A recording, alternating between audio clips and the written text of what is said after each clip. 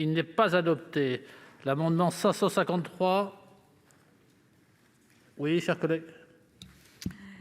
Monsieur le président, monsieur le rapporteur, monsieur le ministre, l'épidémie de Covid-19 frappe de plein fouet de nombreuses entreprises. Aujourd'hui, nombreuses d'entre elles affichent des fonds propres négatifs qui interdisent toute négociation avec leurs banques, les assureurs et les autres partenaires.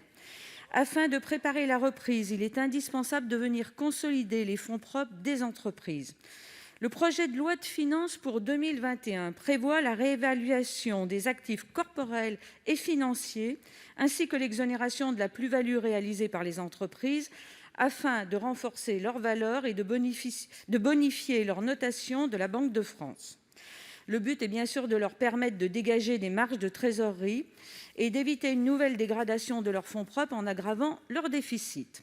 Mes chers collègues, les actifs incorporels, par exemple les fonds de commerce, les marques, représentent une grande part de la valeur de certaines entreprises, particulièrement dans le cas de l'hôtellerie-restauration. Afin de leur permettre d'offrir une image plus fidèle de leur patrimoine, il est indispensable d'ajouter aux actifs corporels et financiers prévus par ce projet de loi les actifs incorporels. C'est donc ce que cet amendement propose. Et puis, pour anticiper votre réponse, je précise que cette mesure, qui représente un coût, n'induit pas à terme de perte définitive pour l'État. Elle n'est qu'un décalage de recettes. Merci, chers collègues. Monsieur le rapporteur.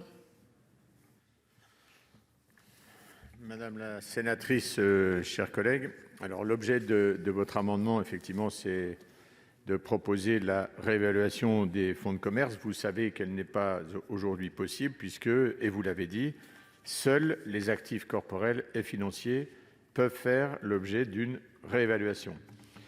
Compte tenu, par ailleurs, d'ailleurs, des difficultés d'évaluation des fonds de commerce, je pense pouvoir dire que, dans certains cas, une telle mesure pourrait nuire à l'image que j'appellerais fidèle de l'entreprise.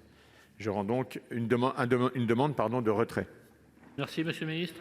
Même avis. Il est retiré ou maintenu, madame Dumas? Maintenu. Donc je le mets aux voix, le 553, avec un double avis défavorable. Qui est pour?